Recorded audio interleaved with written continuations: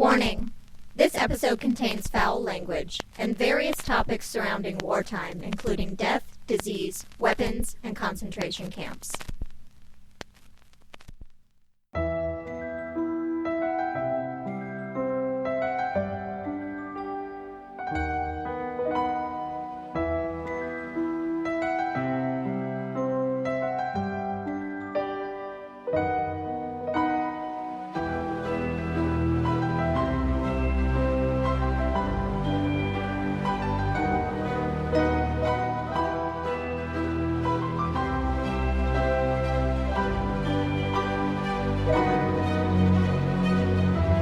Hi, weirdos! You are listening to Keep It Weird, the podcast for all things strange and unusual, eerie and sinister, and all around mysterious. Each week, I have the pleasure of sitting down with my co-host Lauren and chatting about something weird. This week, Lauren is out of town, but I get to sit down with one of your all-time favorite guests to talk about the biggest event in human history. World War II was a global war that lasted from 1939 to 1945. It involved more than 100 million personnel from over 30 countries. Several countries, including the United States, threw their entire economic, industrial, and scientific capabilities behind the war effort, combining the efforts of civilian and military resources like never seen before. Close to 75 million people died in World War II, including about 20 million military personnel and 40 million civilians. We created jet engines, computer, and radar, began to mass-produce penicillin, approved the first flu vaccine, and developed blood transfusion systems. It changed the world in countless ways.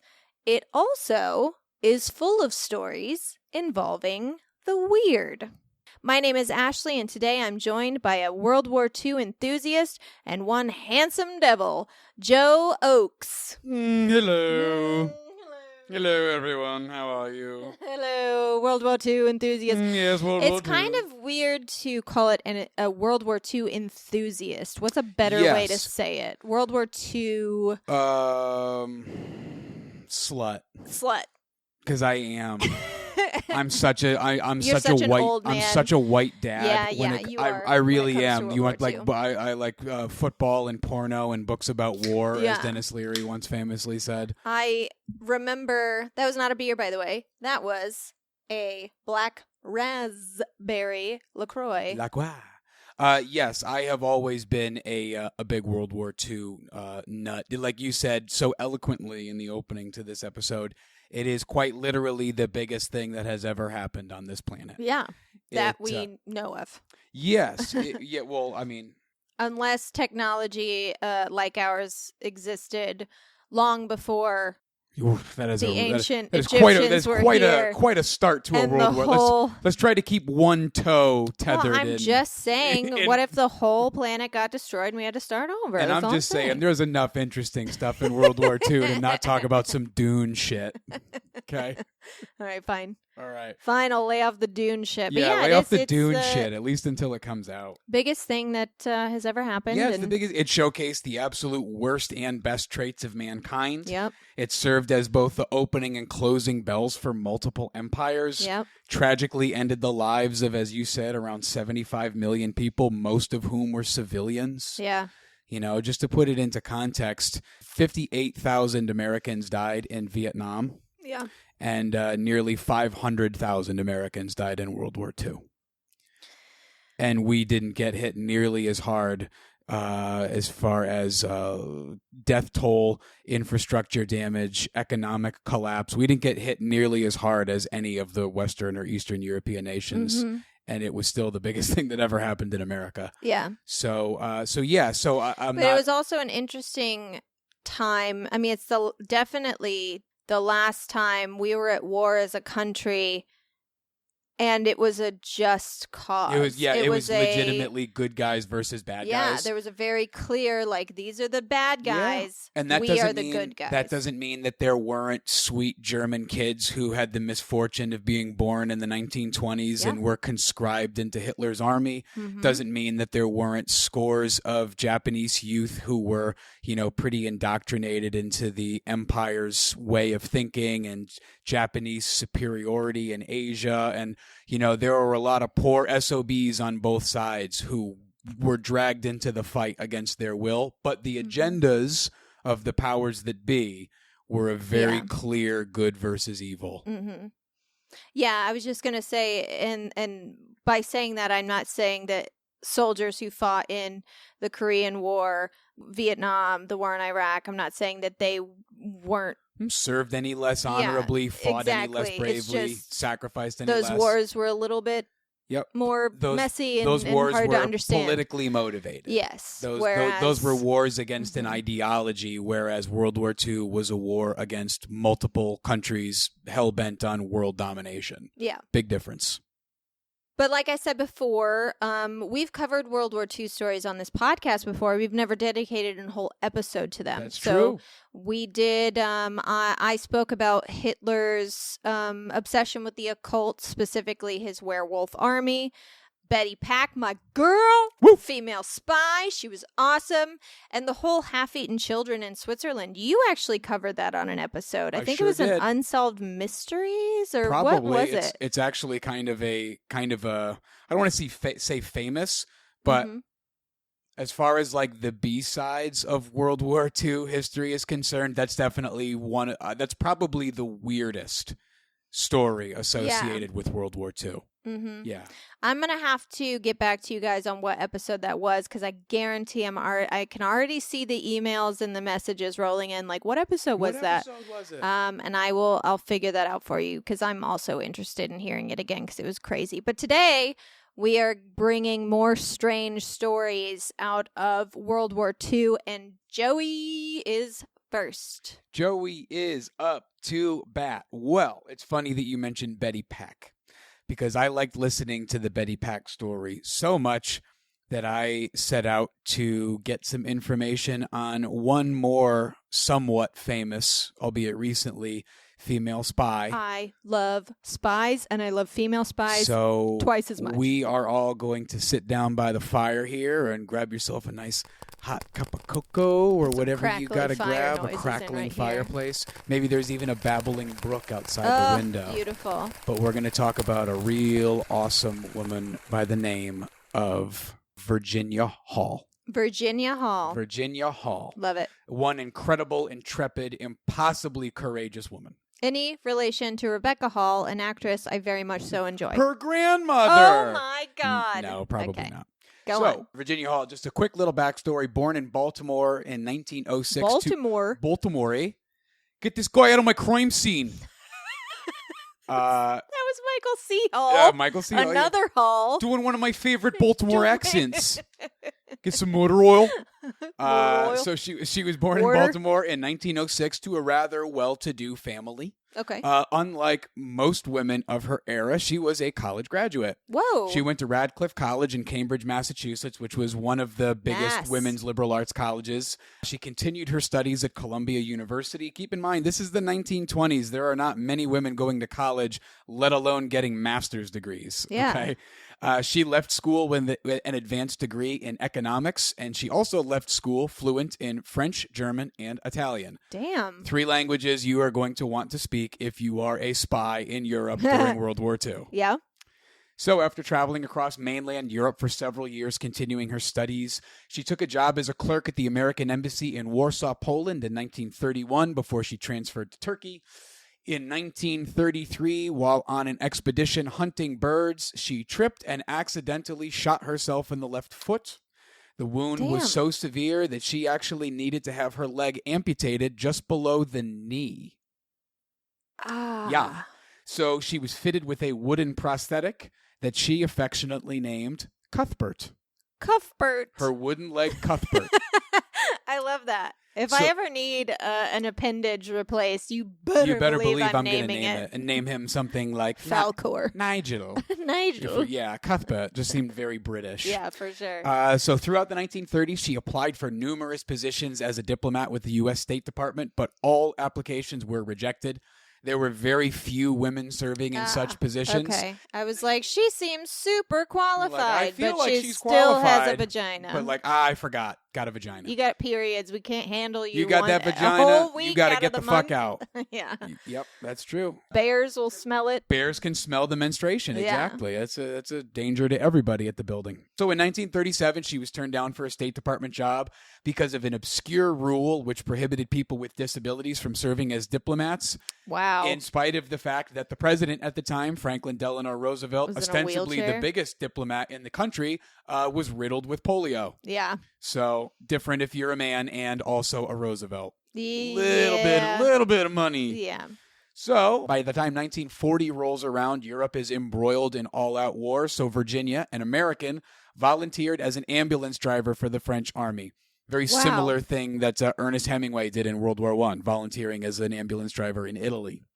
Following France's very quick defeat at the hands of Nazi Germany, I could go into the marginal line and how France screwed that up. Maybe World War II episode part 2. Yeah. France went down like a sack of dirt. It happened in a matter of months. They made one grand miscalculation and they got outfoxed and they were out of the war pretty much immediately.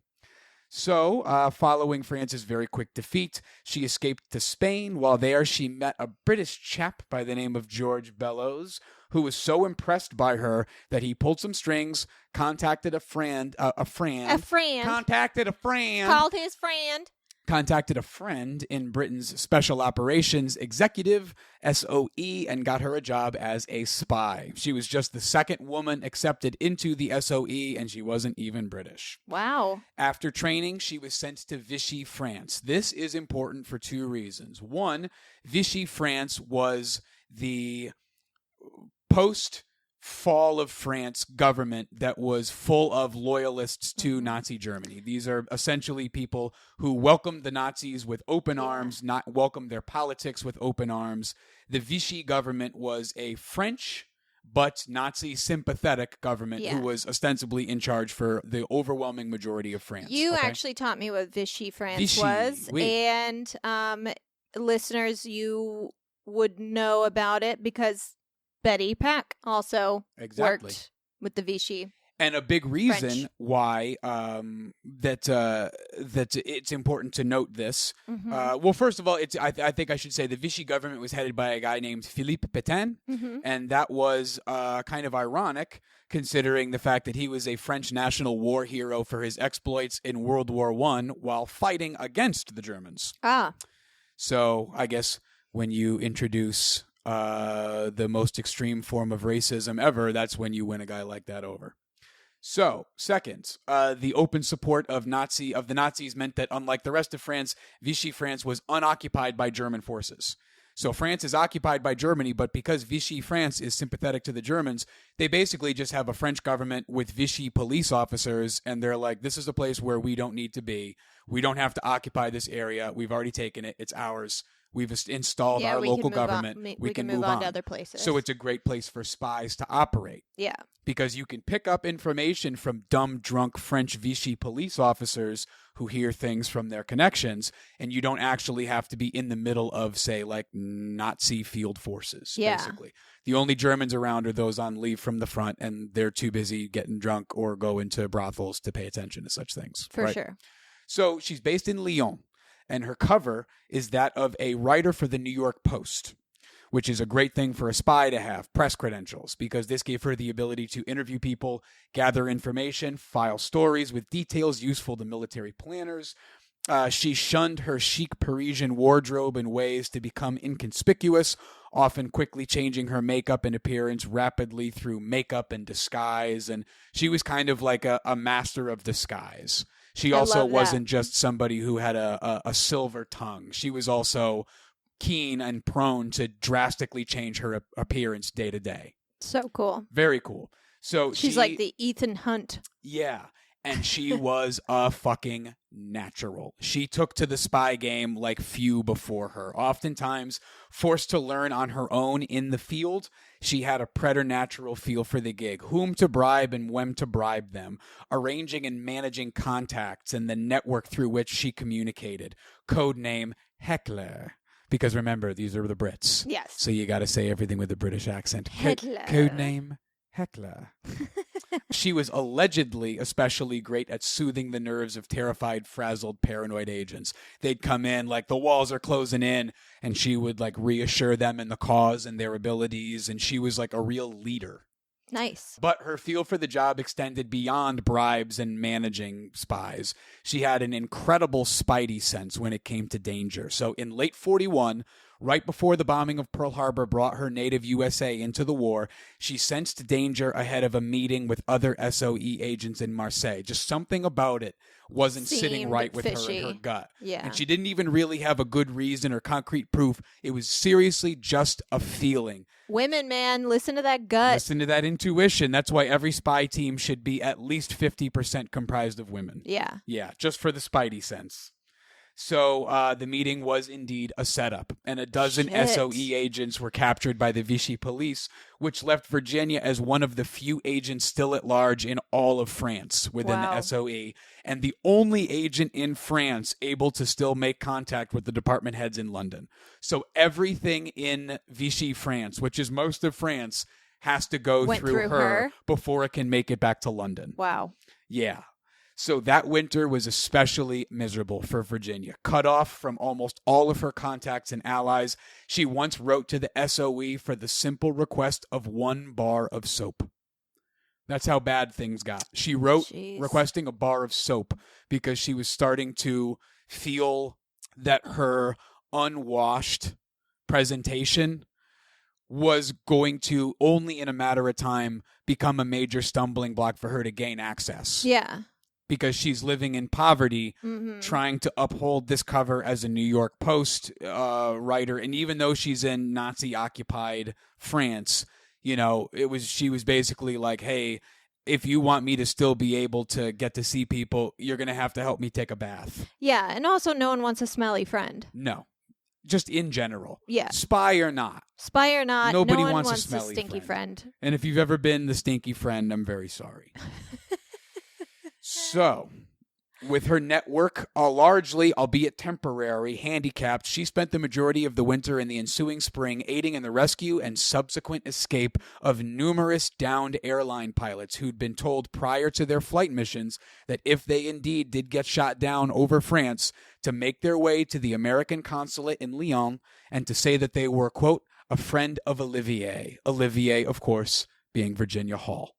So with the help of a local brothel owner, she hid, fed, and aided in the escape of dozens of downed airmen shot down over France just over the course of that winter and spring. Remarkable. During this time, the French nicknamed her La Dame qui boite. My French is not excellent. Rusty. I apologize. It translates to the Limping Lady. The Limping Lady. Because of Cuthbert.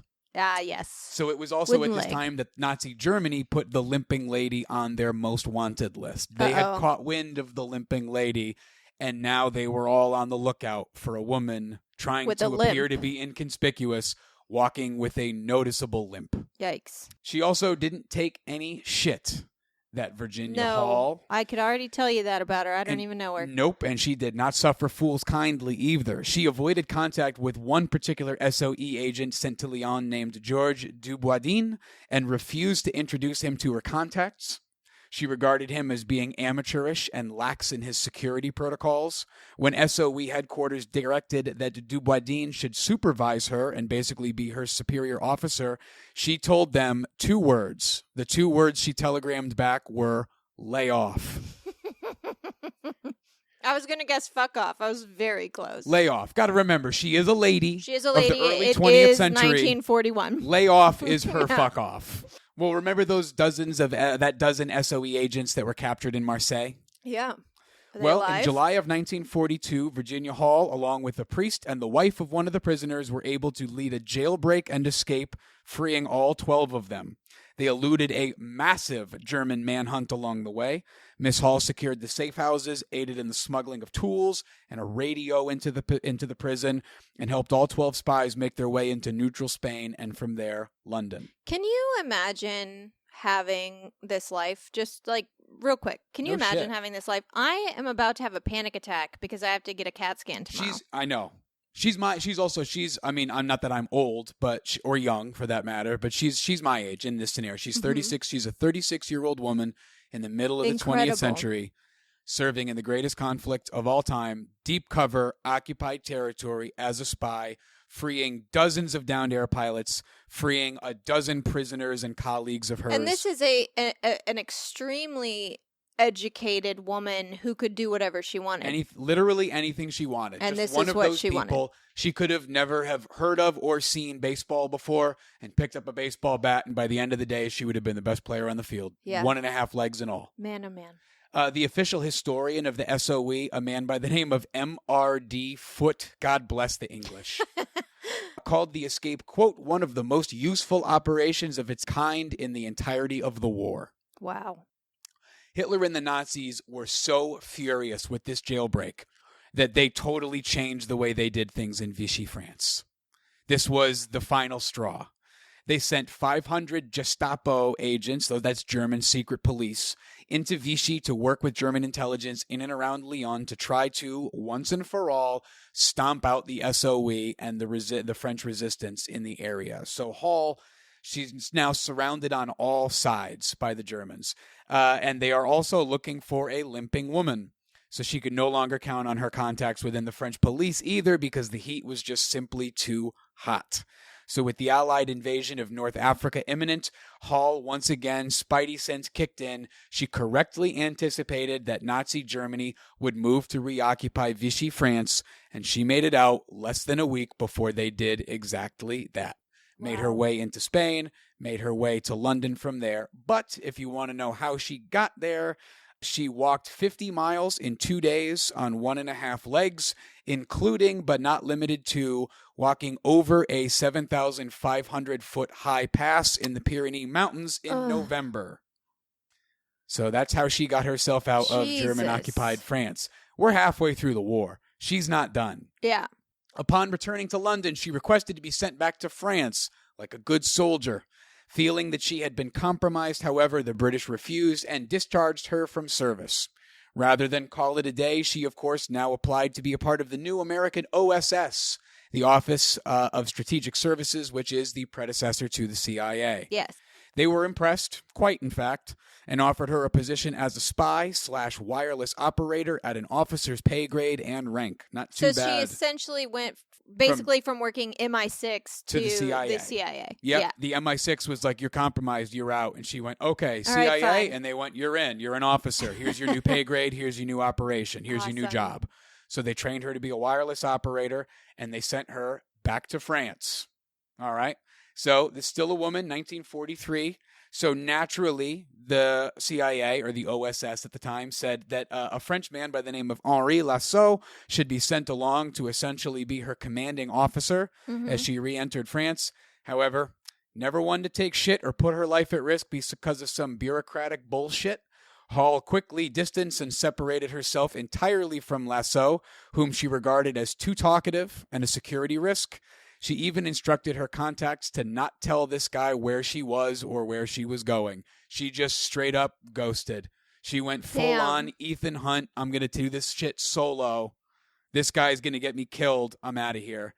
And she did. She was just the 4th OSS agent of any gender or sexual orientation to enter occupied France. The 4th.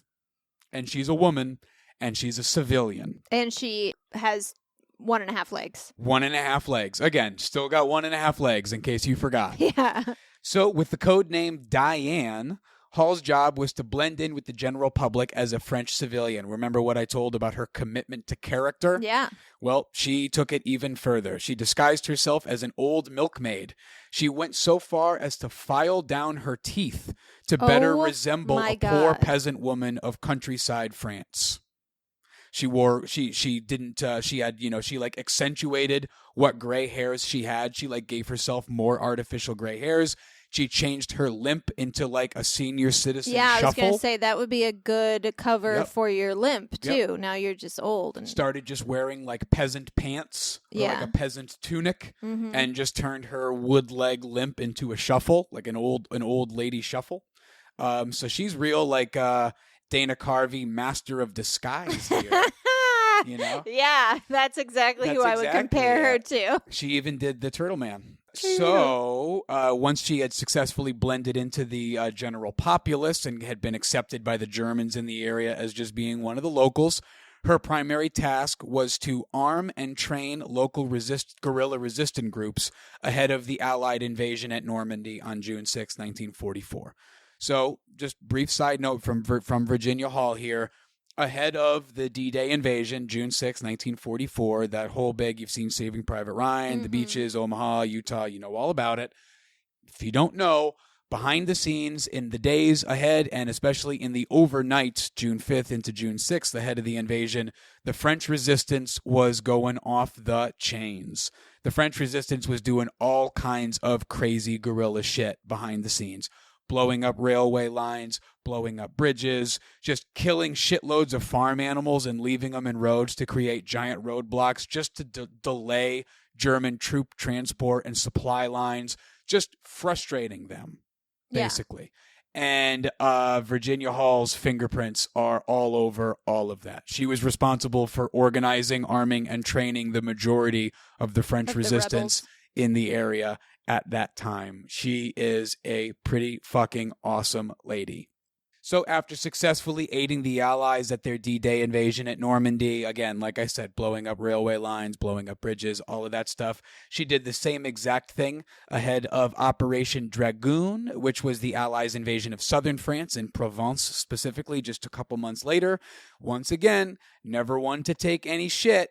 She openly complained in letters to the OSS about difficulties she was having asserting herself and the OSS's orders above the self-proclaimed, quote, colonels leading the various resistance groups. Basically, a bunch of pig-headed French dudes who were like, but the woman cannot be in charge. So what did she do? She wrote, she said, you send people out ostensibly to work with me and for me, but you don't give me any of the necessary authority. So she takes matters into her own hands, and she successfully procured 3 full cargo planes full of guns, supplies, ammunition, food, most important among them for all of these resistance guys. And they were basically like, all right, you're okay. All right, you're okay, Diane. Yeah, you're okay. You're okay. All right, where are we going? So basically, she was like, if you're to the OSS, she was like, if you're not going to get these people to fucking follow my lead, you leave me no choice but to do my own shit. So she illegally procured 3 supply planes to fly to where she was to supply these rebels with shit. And she was like, now am I in charge? And they were like, yeah, you're in charge. Okay. Thanks for the cognac. You're in charge. So, with nearly 3 battalions of resistance fighters under her command, they successfully drove the Germans entirely out of the Loire Valley in France, which helped pave the way for the larger advancing U.S. and British soldiers, which pushed Nazi Germany out of France entirely. Wow. Yeah. So, not too shabby. With Not France at all. now free of the Nazis, she briefly moved on to Austria. There was a burgeoning anti-Nazi movement going on in Hitler's home country.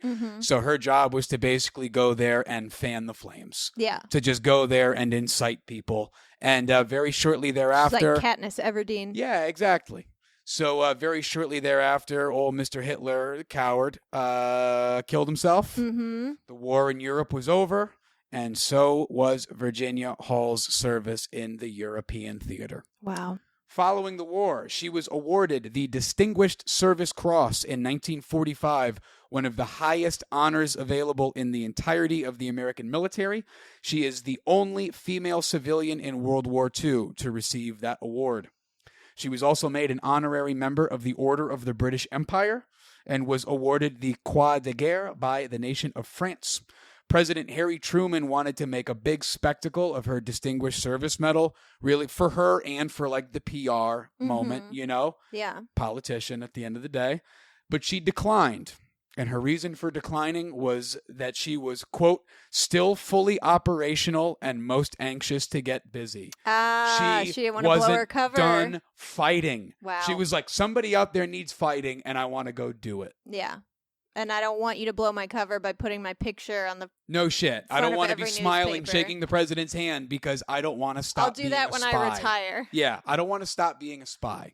So in 1947, Virginia Hall became one of the first women to join the CIA, where she worked as an analyst specializing in gathering intelligence on the Soviet Union's incursion and influence into its surrounding countries, following 18 years of service in the CIA, a time in which Howard Hunt, CIA of future Watergate fame, suggested that she was a colossal pain in the ass for the entirety of the agency's many non-combat bureaucrats. Yeah. All the CIA suits. Anybody who had actually seen shit in World War II was like, she's the best. Yeah. And all of these career bureaucrats, all the fortunate sons, so to speak, they all wanted to get rid of her. Right. Because who's this fucking loudmouth lady telling me I'm doing a bad job, basically. But she stuck it out for 18 years and only retired from the CIA because the CIA then had a rule that if you hit age 60, retirement was mandatory. Damn. So she literally served as long as she could. She married a former OSS field colleague of hers in 1957. Cute. And they remained happily married for 25 years until her death in 1982. 82. She lived for 76 years. Not bad for a spy with 1.5 legs. But there's one last little thing everybody should know about Virginia Hall. And it's like, in spite of the fact that, you know, we said a lot of not so nice things about the CIA over the years on this podcast, but they got this thing right. Okay.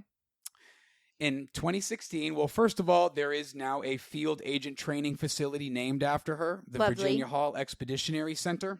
But the big thing is the CIA Museum gives 5 operatives in the history of the CIA. It gives 5 operatives individual sections in its catalog. 4 of them were men who at one time or another were the heads of the CIA. Yeah. And the 5th is Virginia Hall. Wow. Love her. Obsessed with her. Pretty awesome. Pretty awesome. So I left out a lot of really cool shit just for the sake of time. Mm-hmm. So if anybody does want to go on a deep dive, Virginia Hall is an absolutely fascinating character whose exploits were largely anonymous until very recently, like only within the last 30 years has anybody really started to piece together everything that Virginia Hall was involved in. It sounds as though she was in the same areas that Betty was operating in around the same time, because she was in Vichy, France right before Africa as well.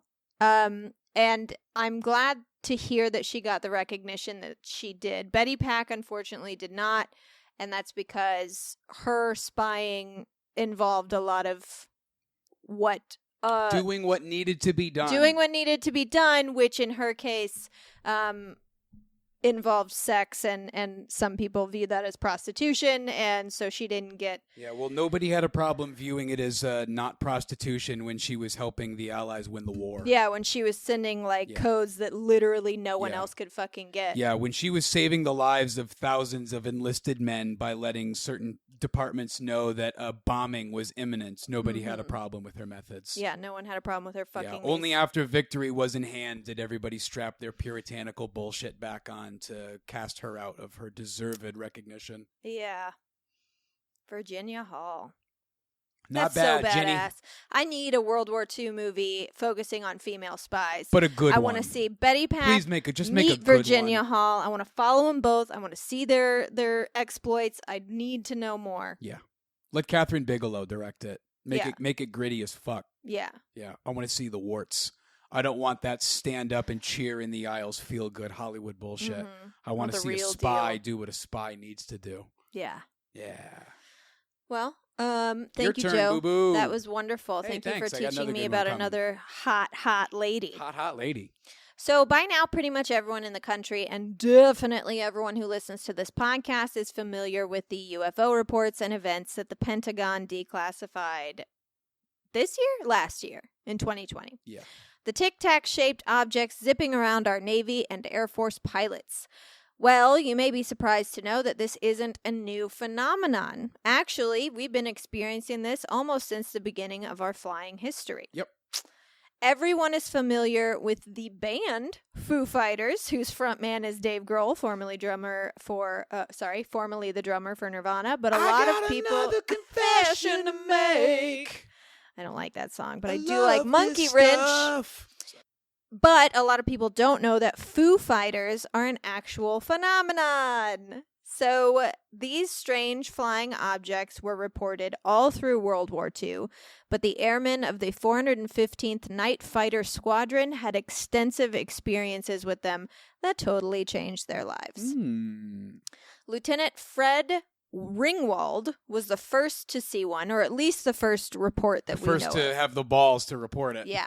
He was riding as an observer in a night fighter piloted by Lieutenant Ed Schluter, and Lieutenant Donald J. Myers was on radar. It was November of 1944, and late in the evening, they were flying over the, Rhine Valley? The Rhine. Okay, just making sure.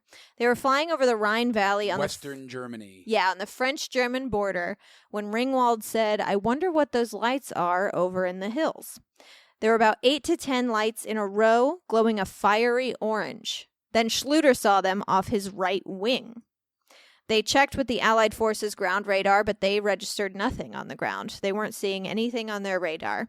Obviously, they thought that it was some sort of German air weapon, so they prepared for battle. And Schluter turned the plane around to fight, only for the lights to completely vanish. At first, the men said nothing. They were afraid that they would be ostracized. But then the sightings started happening to others in that unit. In December of that year, a pilot was flying at approximately 800 feet when he saw 5 or 6 flashing red and green lights in a T shape. The lights followed him, closing in to their 8 o'clock and 1,000 feet before disappearing. Now, that was December 17th, and on December 22nd, 2 more flight crews sighted the lights.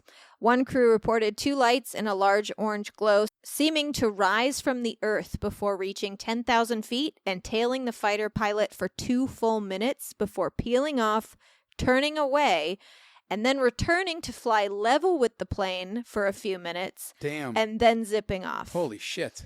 The pilot said they appeared to be under perfect control at all times. Then there was Lieutenant Samuel Casney's experience. He saw the craft very clearly. He said it was a wingless, cigar-shaped object. There you go. Tic-tac. First instance, cigar. Yeah. Glowing red and only a few yards off the plane's wingtip. A few yards? It was flying right next to his fucking plane. Lieutenant Krasny was understandably terrified. Yeah. He instructed the pilot to take evasive maneuvers, but the glowing object stayed right next to the jet for several minutes. Not a jet. Before it flew off. Plane. Yes. Got to remember, no jets yet. No jets. I don't mean to be a bit dick, later. but that's an important thing. Because no jet technology on planet Earth means that these Foo Fighters are even more incredible to these guys, because we don't even have jets yet. Yeah. These are all propeller planes. Yeah, so it stayed right next to the plane, Yep. thank you, for several minutes before it, quote, flew off and disappeared.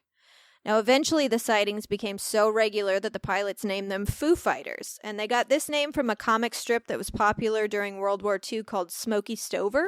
Really? Yeah, in which Smokey was a character who was a firefighter who would often declare, "Where there's foo, there's fire." And that's where Foo Fighters came from. Interesting. And I don't know never why. knew It must have been just something they were origin. reading a lot of. That's amazing. Yeah. A brief non sequitur. GIs of the era had a very bizarre habit of naming things after cartoons. Oh yeah, absolutely. That's where the word Jeep comes from. Those vehicles, because they were the first all-terrain vehicles, they could like drive through riverbeds and stuff like that. They could go everywhere. And in the old Steamboat Willie cartoons, he used to have a sidekick that was kind of a weird, nondescript creature that could like climb up walls, walk on water, and his name was Jeep. So that's why those vehicles that can seemingly drive anywhere were called Jeeps. Wow. Also after a cartoon. Anyway, continue. I love that. Me too. So in January of 1945, the Associated Press broke the story of the Foo Fighters and this specific squadron, along with a slew of theories about what they were seeing. The sightings were flares. The sightings were weather balloons. The sightings were St. Elmo's fire. German V2 rockets, Yep, I've heard before. That's the next one, yeah. I know I've talked about that on the show before, but St. Elmo's fire is basically a phenomenon when light appears on the tips of objects in stormy weather. It happens a lot on ships at sea. It's also a really bad 80s movie. It's also a not-so-great 80s movie. That's also, Rob Lowe is downright unwatchable in that movie. I've as never much as seen we it. love Chris Traeger in Parks and Recreation, He is as That good as he is is in that. He's hard to that believe. bad in St. Elmo's Fire. Well, Continue. can't win them all. Yeah, so the members of the 415th rejected all of those theories. First of all, flares and weather balloons can't track planes like these objects could, and they would also show up on ground radar. The only thing that wouldn't show up on ground radar that they knew of was light itself. So like St. Elmo's Fire, that would make sense. But all these men had seen St. Elmo's Fire before and knew what it looked like. Yeah, that's the thing. This isn't These their are first trained time men. in the air. These Yeah. are fucking World War II fighter pilots. Yeah. Then people started saying, oh, well, these men are suffering from combat fatigue, basically saying they're so stressed out they're hallucinating. Basically anything but what these guys actually said. Yeah, anything but believing what they were saying. These military, because you have to be an officer to be a pilot. Mm-hmm. You can't just be a grunt to be a pilot. You're Yeah. an officer, which means you basically have at least an officer's education, which of the era was basically a college education. Yeah. So these aren't just some grunts. These are officers Mm-hmm. who are saying they're seeing this crazy shit. And we're just coming up with And everyone is anything just like, other well, it was than what probably... these combat-hardened I military know. officers are saying happened.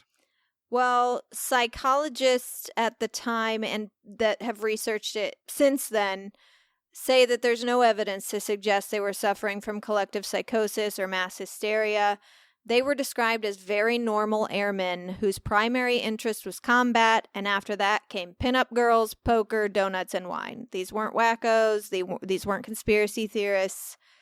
And These are guys who just wanted to go kill some Nazis and go get laid. Yeah, exactly. They were just men. And the men also never claimed, much like many people throughout history who have been ostracized or attacked for reporting UFOs, that these lights were extraterrestrial in any way. The Right. public put those words in their mouth. All they said was, I saw some weird shit outside my cockpit. And it scared me because these men were mostly fearful it was late-breaking German technology. Right.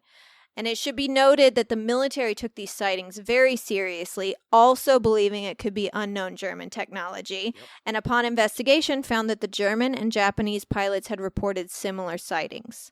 So all types of pilots in this war were experiencing these Foo Fighters.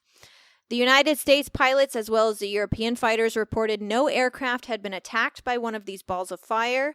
They said that their behavior did not seem threatening. But now it's 2021, and we know for a fact Germany did not have this technology because they don't have it today. Right. And we can take Werner von Braun's word for it. Yeah. Werner was, at the time, a 32-year-old Wunderkind rocket engineer. He's the man who helped the Nazis develop the V-2 rocket, That as was Joe his. was That was saying. his That was program. his program. The V-2 rocket was the most lethal military anything that had been created That had ever to been that made. point. No incendiary or explosive device could travel half the distance or half the speed of a V-2 rocket. It was what Hitler was using in 1944. It was a long-range guided ballistic missile. And this was actually, like you said, a big, quote, explanation for the Foo Fighters. It would totally explain the cigar-shaped wingless planes and even the glow. And they were always seen near or over occupied Nazi Germany. But, not so much, the V-2 rocket does not have much maneuverability. It definitely would not change direction and fly off Yeah, it's away not, from it's not the a planes. drone. It's not being piloted. Yeah. It also wouldn't continue to burn and glow the entire time. It would burn, produce thrust once, and basically sail to its destination. We've all seen a rocket. And a V-2 rocket is also so much faster than any kind of propeller plane. Even a P-51 Mustang, fastest thing we It wouldn't fly have. next to It your wouldn't be plane. able to fly abreast of a P-51. It would just go screaming right past it because it's a fucking rocket. Yeah, von Braun says nothing in Nazi Germany's military aviation arsenal can explain the Foo Fighter flight patterns. He commented on it himself and said, we did not have that. Right. And I know. Fun fact, I know that Joe knows this, but maybe some of our listeners don't. Werner von Braun was recruited to be part of Operation Paperclip, which was where the U.S. military spared 1,600 Nazi scientists from prosecution for war crimes and brought them to the American military and told the public, you know, that we rescued them. And then we found out later, like, no, they were Nazis. But von Braun became involved with NASA, became the chief architect on Saturn V, which was the rocket that sent Neil Armstrong and the Apollo 11 crew to the moon. And he has said that if anyone, Germany, the Soviets, anyone had technology like this in 1944, they would have capitalized on it by now. Yeah. And he was saying that in, 1960-something, or weaponized it. And this is why I have to say, so last episode, Joe, I know you listened to it, the Disney episode, I plugged UFO on Showtime. It's that 4-part documentary. But after finishing it, I can't say I can plug it anymore because it was kind of all over the place. And simultaneously being like, this can't be the military, we don't have this technology. And then saying it's absolutely the military, these sightings are military testing. And they were trying to say that everything from the Phoenix Lights to the released footage from the Pentagon was military testing, and that is such bullshit. Yeah, talk about tripping and Swinging falling a head over fucking heels miss. into the rabbit hole.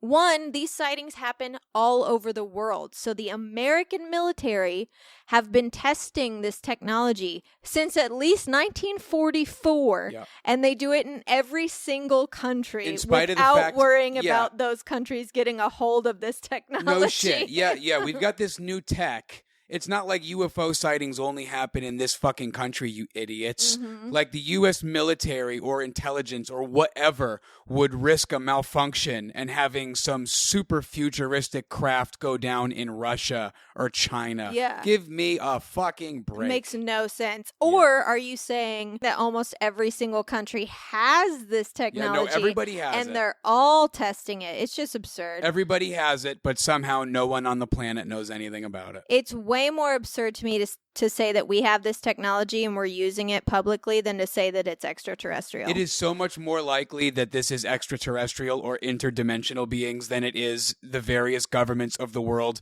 having this technology and successfully keeping it a secret while not commoditizing it Yeah. for 75 years. Yeah. Kiss my dick. Kiss my dick. That doesn't make any fucking sense at all. And maybe it's not extraterrestrial. Maybe it's literally a biological life form that we haven't discovered yet. Sure. But I can tell you also what more it's realistic. not. I can tell you what it's not. Yeah. Fucking Biden. Yeah, I've seen how the United States government handles a pandemic. Yeah, they're not going to handle. I don't believe in their ability to technology. keep this shit a secret while also choosing to not profit from it Yeah. for 75 While years. also showing it to us and having video proof. Yeah, all right. Anyway, so that is the origin of Foo Fighters. UFOs are real. Get used to it. Yeah, I like how you got kind of shitty with Get it. used to it. Get it through your Get head. it through your thick skull. It's here to stay, It's baby. here. All right, I think it's my turn again. You ready? Yeah, I'm Gonna- so ready. Gonna hit you right in your brain's brain. My brain's brain. Your inner brain. The inner part of the brain. Not really. This is just okay. a fun story that I wanted to talk about because, again, until fairly recently, this is something that was pretty obscure. Okay. I also tried really hard to steer clear of combat stuff. As much as I love that stuff, Yeah. I also understand for your audience, lots of people in the world are much more well-adjusted than I am, and they're deeply bothered by true stories of scores of people dying. Yeah. So I tried to come up with something a little bit more lighthearted. Okay. So now, obviously, Sun Tzu, famed Chinese general and author of The Art of War, Oh, yeah. once said that all war is based on deception. Okay. Appearing weak when you're strong, far when you're near, mobile when seemingly immobile. It's about keeping your opponent on their toes Okay. at all times. World War II proved to be no different, as the world's forces and intelligence agencies used any means necessary at their disposal to gain any advantage over their enemy. The United States used fluent-speaking Navajo Native Americans to be code talkers in the Pacific Theater Yes. because you couldn't crack the Navajo language. Mhm. Only Navajo Native Americans can speak or understand Navajo. You could even take other Native American groups. If the Japanese were somehow able to round up a bunch of Apache, Comanche, Cherokee, and Iroquois Native Americans somehow and say, what is this Native American saying? They'd say, we have no fucking idea. We have no idea. We're not Navajo. Yeah, so that's one instance of it. They also recruited famous people of note to serve as spies in every conceivable theater or country of operations, the United States being no different, but the most audacious and noteworthy of these deceptive tactics was the establishment and deployment of a group known as the Ghost Army. Ooh. It sounds really real fucking spooky. badass. Here's the thing. It's kind of not, Right. but it's also totally badass in a non-traditional badass Cool. way. I love it. All right? This is so secretive. Is this nerdy that badass? yeah. Yeah. This remained a secret for 40 years after the end of World War II. So, in early 1944, we're 6 months from the D-Day and D-Day Allied invasion of France. Mm-hmm. The war's end result is still very much hanging in the balance here. A unit of roughly 1,100 men are cobbled together, most of them being distinguished artists, set designers, engineers, and clothing designers. They're brought together to form the 23rd HQ Special Troops, a secret unit. Included in the unit were men like Bill Blass, a famous American fashion designer, famous painters Ellsworth Kelly and Arthur Singer, and famous photographer Art Kane. Many more were recruited from art schools, advertising agencies. This is a ragtag team. Other creative occupations that encouraged creative thinking. They had the highest collective IQ of any unit in the armed forces. Their average IQ was 120. And for the military, that's fucking high. So their mission was not to attack, bombard, defend. It wasn't to tend to wounded soldiers. Their job was to serve as the most elaborate decoy unit in the history of war. I love it. Inspired by several small successes enjoyed by the British forces at El Alamein in Egypt several years prior, their unit was designed to essentially function as a fake army. They did it with inflatable tanks. Yes. Hundreds of them. I saw a picture of one. Inflatable tanks, inflatable artillery pieces, inflatable aircraft, inflatable everything, backed by the sound of marching troops down to the small, minute sounds of soldiers just shooting the breeze on duty, being blasted out from the largest speakers ever created with messages sent to fake units with the intent that enemy codebreakers would stumble upon them, decipher them, and be significantly misled by them. And also just spend all that time cracking these codes and getting to the bottom of this and then following the lead only to be misled. That's fucking awesome. So the 23rd HQ Special Troops Unit was broken into 4 smaller subunits, each with a specific role to play in the deception operations. The first and probably the most famous of them is the 603rd Camouflage Engineer Battalion. These are the guys who are responsible for creating the rubber inflatable tanks, planes, artillery pieces, other physical props. The idea, obviously, to dupe the Germans, both aircraft flying above and forward observers crawling up secretly to spy on the enemy lines, to trick them into thinking that they had more armor and personnel to maintain and run them than they really did.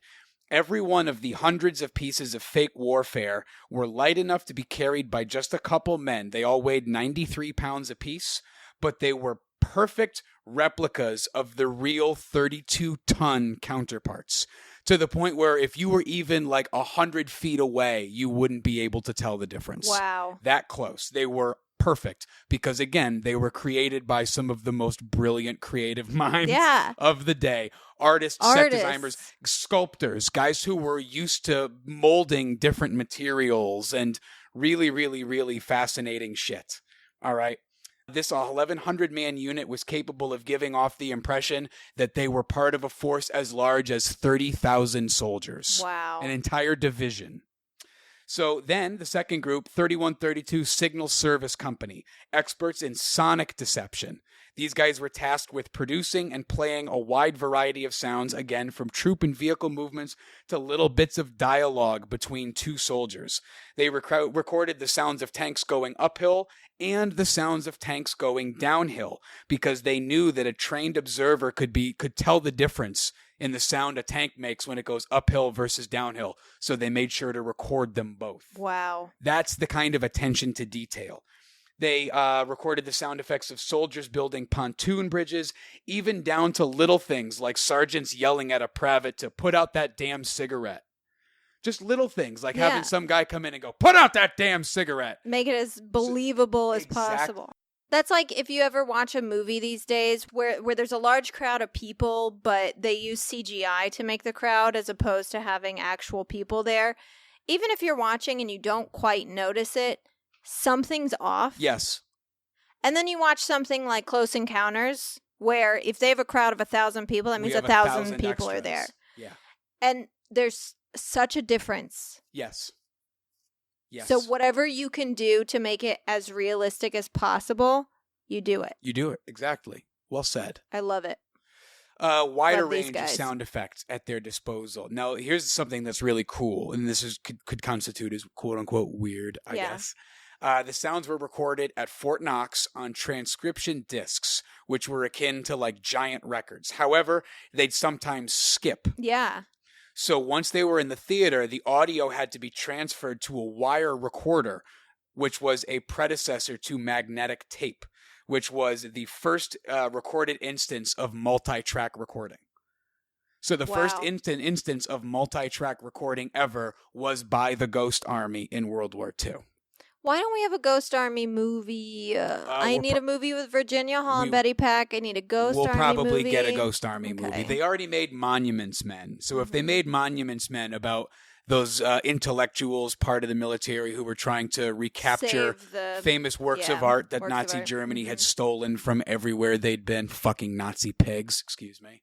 So they would mix the sound effects to give the deception that they were trying to pull off, and they'd broadcast them again over 500-pound speakers ever made. Yep, the half-track speakers. Each one of these speakers weighed 500 pounds. Wow. So it wasn't enough, though, that they were to just record and replay these sounds. The sonic unit had to make sure that the enemy heard it. So to that end, technicians at Bell Labs, who worked extensively, as you mentioned in the preamble to this episode, they were heavily involved in everything tech that went on in World War II. They developed the firing tables like those used for artillery batteries to allow the Ghost Army to adjust the sound of their podcasts to reach specific distances, effectively dialing in their radio barrage the same way that artillery cannons would dial in their mortar fire. Wow. They could adjust it. They could say like, okay, we know there's an enemy HQ exactly 16 miles from here. So go ahead and adjust the speakers. We're going to blast it to 16.2 miles so that they hear this message perfectly and are thrown off by it. Okay? So the last of the four units, the 406 Combat Engineers Company, their job was to provide physical security for the unit. They dug the emplacements for the inflatables, and as the Ghost Army's deceptions became more elaborate, they got in the action and helped flesh out the ruse. They made fake division patches, and engineer members would wear these fake patches, go into the local town, have drinks, and talk loosely and loudly for any listening ears. Any of their spies that might be there. So they're going out there and they're disinforming amongst the general public. They're masquerading as infantry or artillery GIs from different units, talking about these maneuvers and blah, blah, blah. So again, deception at every turn of the bend. These soldiers would obviously spread this information in the hopes that German spies and collaborators would be listening. And here's the thing, they always were. Yeah. So they were getting misled by the Ghost Army constantly. Signal Company Special, these guys were highly skilled radio and Morse code operators. They were recruited from units all over the Army. Basically, they were the best radio and Morse operators, the radio operators the Army had to offer. The requirement was that they be the most skilled. So what they would do is they would study another Morse code operator's sending style, and they could imitate it perfectly. Wow. So that any Germans who were listening to one Morse code operator say like, this is the 17th Regiment, and it was actually the 17th Regiment, and like, meet us, blah, blah, blah, blah, blah. The Germans would hear that, and then the imitator would hop on and be like, scratch that, change of plans, meet us at, and they'd send this Morse to nowhere. But they'd be perfectly imitating the previous Morse code operator style. So they would essentially be saving the bacon of other units in the area who weren't aware that they were being listened to. They would like chime in and save their lives. Wow. And say, oh, no, wait, you got to imitate that guy perfectly because they're about to get surrounded. It's crazy to me that Morse code operators had styles. Right? You know what I mean? Because you would think Morse code is like, okay, that's a B. the same every time. That's the number 4. But no, that's how skilled these guys were. They could pick up on their exact. It's like picking up the exact playing style of a guitar. Yeah. You know, one guy could play a G, and you'd be like, that's so and so. Yeah. These are like savants. You know? Yeah. They were so good at deception that they oftentimes fooled Allied forces themselves. Wow. So during one of them, they're playing audio sounds of a bunch of tanks, and a colonel from an adjacent unit rolls up on them at night and yells, "What are all these goddamn tanks doing here? Nobody said anything about there being tanks here." And the Ghost Army soldiers said, "Sir, we don't have any tanks here." And the colonel basically yelled at them, like, "Don't tell me that crap. I know a tank when I hear a tank." You know, and they were like, but they couldn't tell them what they were doing. Mm-hmm. They even built part of the Allied forces. Yeah, exactly. Yeah. They even built fake airstrips that Allied pilots would land their planes on and be like, "Where the fuck am I? This isn't an airfield." And they'd be like, "You have to go. We're doing something secret here." So from 1944 until the war's end, the 23rd HQ Special Troops served all across Europe, from Normandy, France to Belgium, Luxembourg, the Rhine River in Germany. They conducted more than 20 deception operations. But their greatest success came during Operation Viersen, in which this unit of craftsmen, artisans, and artists conned the German military into thinking that 1,100 men... They conned the German military into thinking that 2 divisions, 30,000 Allied soldiers, were going to cross a particular part of the Rhine River to enter Germany itself. So this is a quick backstep here. This is a pivotal moment in the war. Nazi Germany has, for the first time since they invaded Poland, they've been forced back within their own borders. So now they are essentially protecting Germany. Right. It's no longer about holding on to the territories they have taken over. Now it's about making sure that their own country isn't defeated once and for all. Yeah. So this is a pivotal moment. The crossing of the Rhine is like the crossing of the Rubicon in Rome. It symbols that, like, there's no going back. We're in Germany. This is the most pivotal point of the war in Europe, okay? Okay. So they convinced all of the German forces in the area that 30,000 troops are going to cross at a certain point. So the Germans allocated what limited forces they had at their disposal to hold a position against what they assumed was 30,000 men, with 600 tanks and artillery pieces along with them, which was in actuality barely 1,000 artists and sound engineers. So the Ghost Army used their fake unit patches and bumper markings on their vehicles. They used the sonic deception. They do everything. It was so convincing that they actually began to draw fire from the Germans at this point.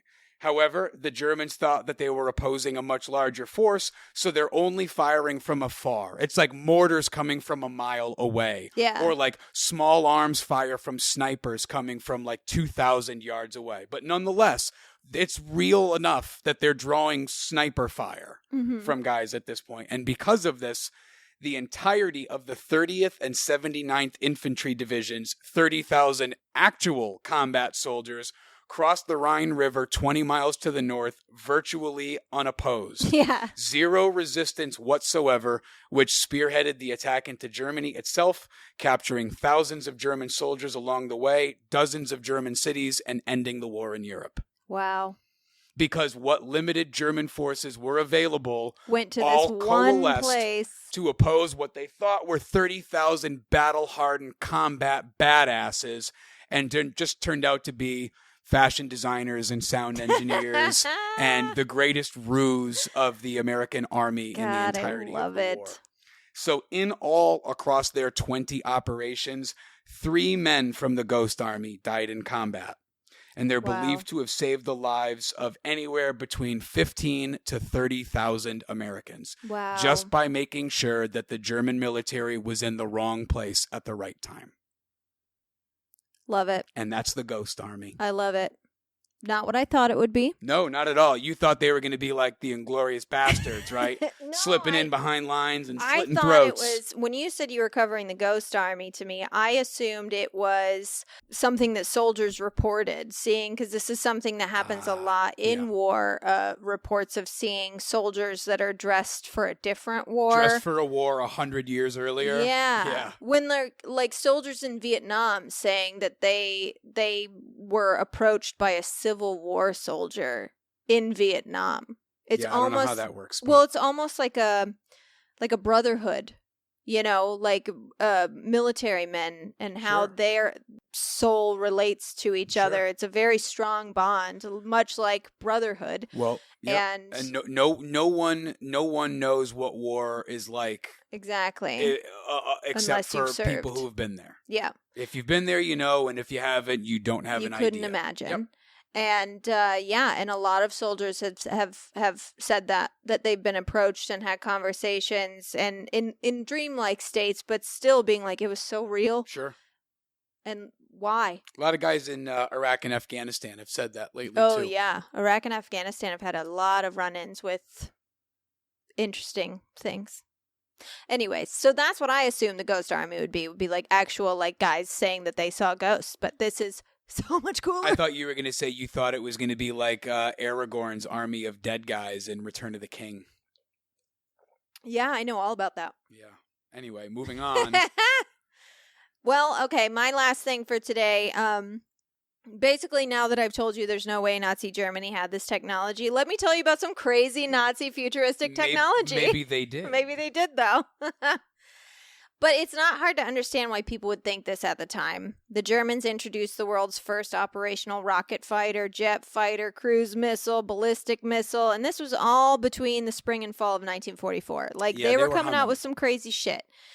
And, I know that if I was alive at the time, I'd be like, holy shit, this is witchcraft. Like, how are they doing this? This is crazy.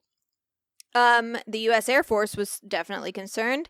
If they had begun firing these rockets earlier, they could have really taken control, and we could have lost, especially with the Nazis' propaganda minister, Joseph Goebbels. Joseph Goebbels, stoking the fear flames a year earlier, claiming that Hitler had Wunderwaffen, or miracle weapons that would turn the tide. That's what they were saying. He had all these Wunderwaffen. crazy weapons that you couldn't imagine. Yeah. What more could they have? Because we've seen these, jet fighters. We've seen these ballistic missiles. What else could they have? So obviously when the Foo Fighters started appearing, that was fucking scary. But there's one device that some people still believe exists. And boy, is it terrifying. It's called the Die Glocke. Die Glocke. It's also known as the Nazi bell, which is referring to its shape. Apparently, the existence of the bell was discovered from reading some transcripts from an interrogation of former Nazi SS officer Jacob Sporenberg. Polish author Igor Witkowski claimed he was shown these classified transcripts in August of 1997 by an unnamed Polish intelligence contact who said he had access to the Polish government documents. Witkowski maintained he was only allowed to transcribe the documents and was not allowed to make any copies. Wow. So allegedly, this was an experiment carried out by the Third Reich scientists working for the SS in a German facility known as Der Ries, or the Giant, which was close to the Czech border. This was a code name for a construction project that was supposedly 7 underground structures located in the Owl Mountains in what is today Poland. The mythos behind it is that there were all these crazy underground facilities that were high-tech, top of the line, the place all the Nazis made their crazy weapons, possibly even part of the Führer headquarters. But in reality, none of them were finished. All of them are in different states of completion with only a few small tunnels reinforced by concrete. Okay. And these tunnels were all dug via forced labor, all prisoners of war and prisoners of the concentration camps that dug these tunnels. But honestly, today it seems that it was just another one of Hitler's over-the-top plans that just didn't pan out. Yeah. Anyway, back to the weapon, the bell. The bell. Okay? What did the bell do? So a lot of what we know comes from a guy named Nick Cook. He was the CEO of a defense industry consultant firm called Dynamics. Yep. He's a British former aviation journalist, and his most famous work is a book called The Hunt for 0 Point, which detailed a 10-year investigation he did to try and find evidence of anti-gravity technology testing. So all the people and places in the world and history that have attempted to create an anti-gravity machine. So the bell is described as being a device made out of a hard, heavy metal, approximately 9 feet wide and 12 to 15 feet high, and being shaped like a bell. It contained 2 counter-rotating cylinders, which would be filled with a mercury-like substance that was violet in color. This metallic liquid was codenamed Zerum 525 and was stored in a tall, thin thermos flask a meter high encased in lead. Wow. Apparently, this thing was supposed to be an anti-gravity craft or an anti-gravity producing machine, but what it definitely did do was emit crazy strong radiation that led to the death of several unnamed scientists and various plant and animal test subjects. Whoa, so even like the guys who were working on it and developing it were dying Dead. because of it. Yeah. Yikes. When the caves at Wenceslas were searched, the ruins of a large metal framework along with a crater were found, and a lot of people theorize that this was once a test rig for the bell. Huh. But others dismissed the structure as being an industrial cooling tower with no explanation for the crater.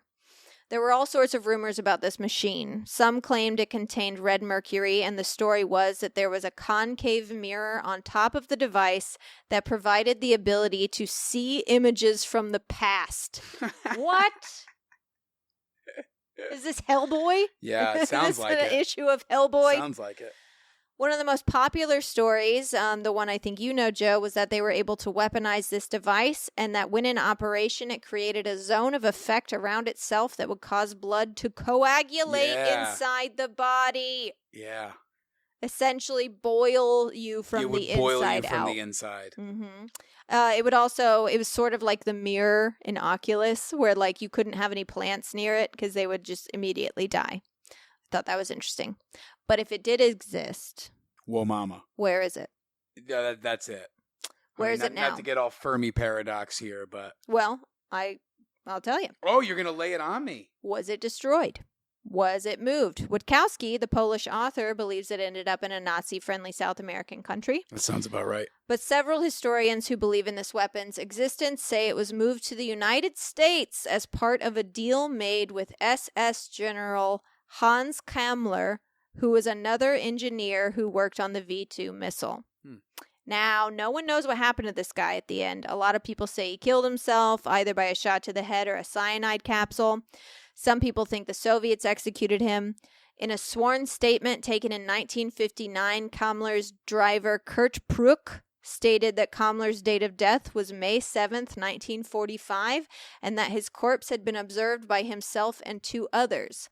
But there is now a declassified document from the Air Force that show him alive and in American hands on November 2nd, 1945.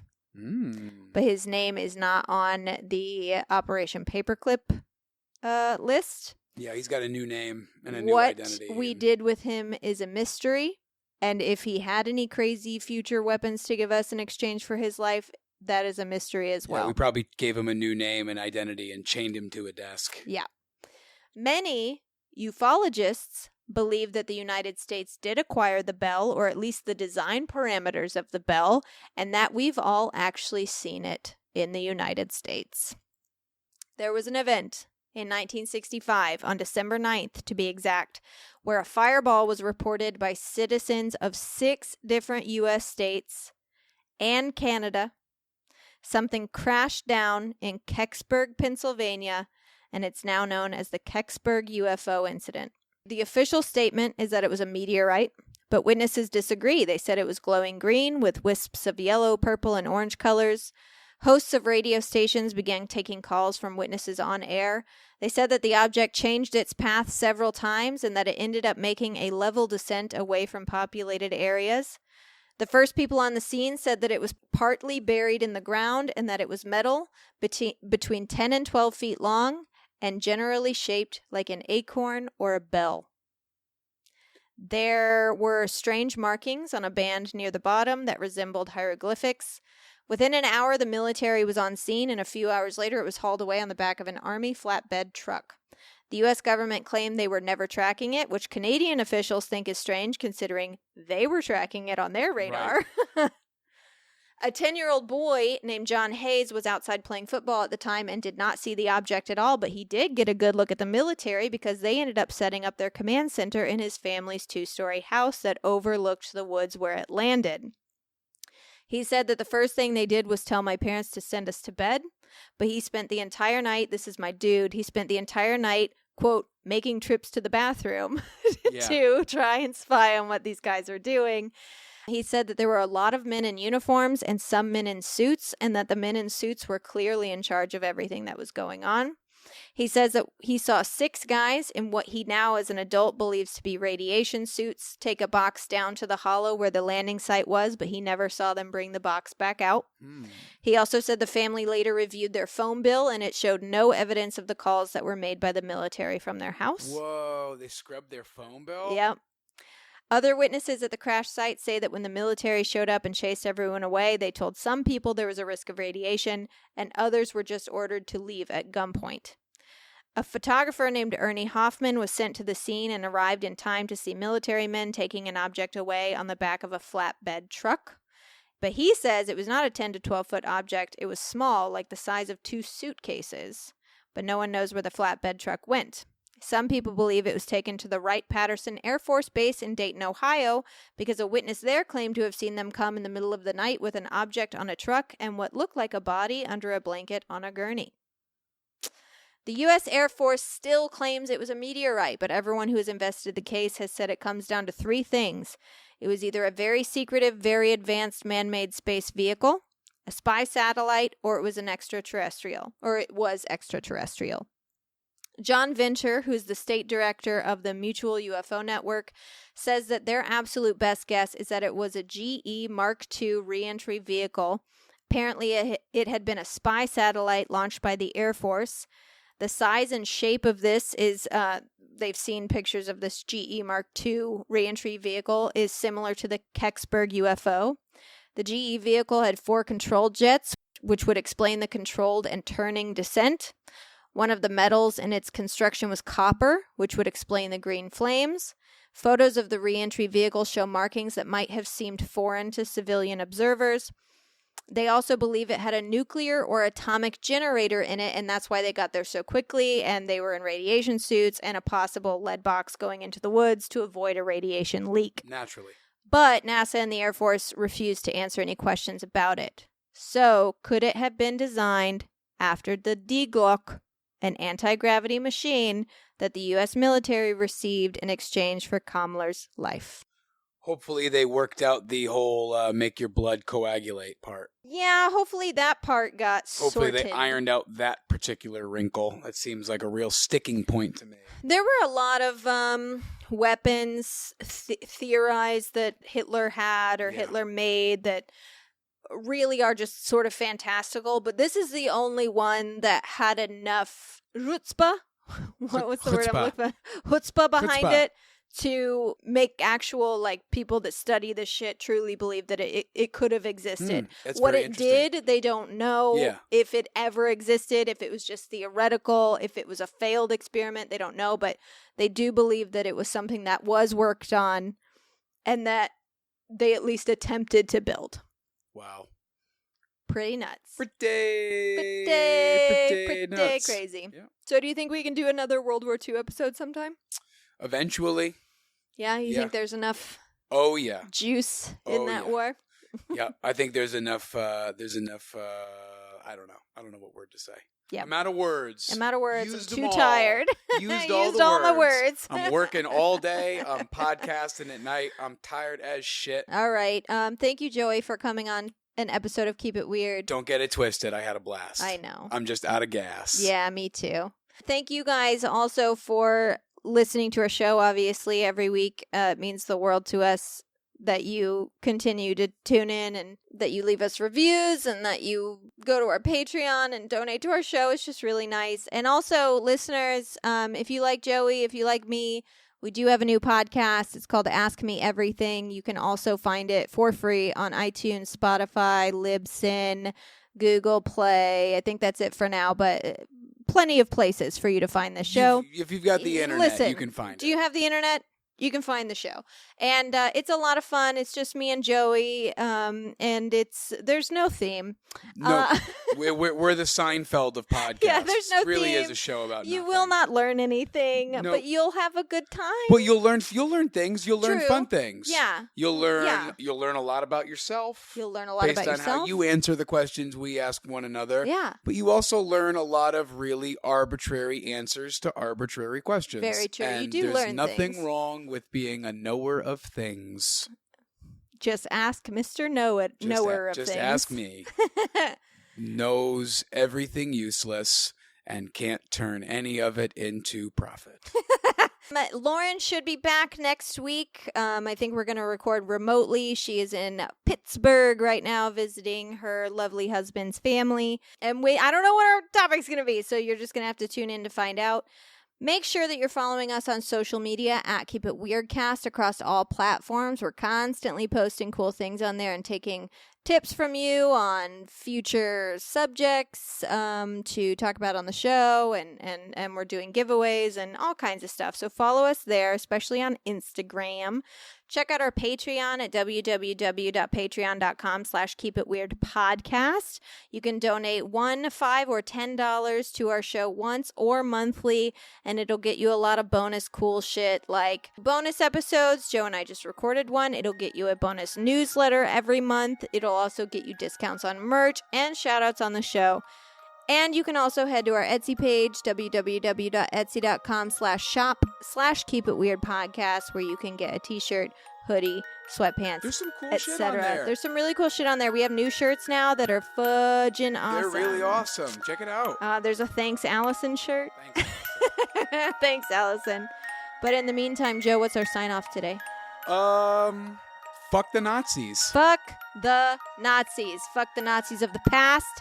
Fuck the Nazis of the present, and fuck the Nazis of the future. Nothing wrong you. with punching a Nazi. Nothing wrong with punching a Nazi. Take a page out of the Indiana Jones playbook and punch a Nazi right in the fucking right face. in the nose. Where do you punch people, Joey? Either just under their chin or just below their ear. You heard it here first. Those are the two off buttons. All right. So fuck Nazis and keep it weird.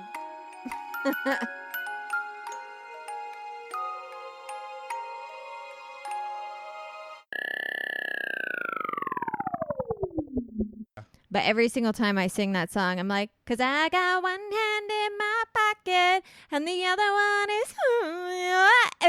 Like, that's how I sing it, because I never, ever, ever, ever know which verse I'm on. There's, I got one hand in my pocket and the other one's smoking a cigarette. Mm-hmm. I got one hand in my pocket and the other one's Playing the piano. and the other one's giving a peace sign. Hailing a taxi cab.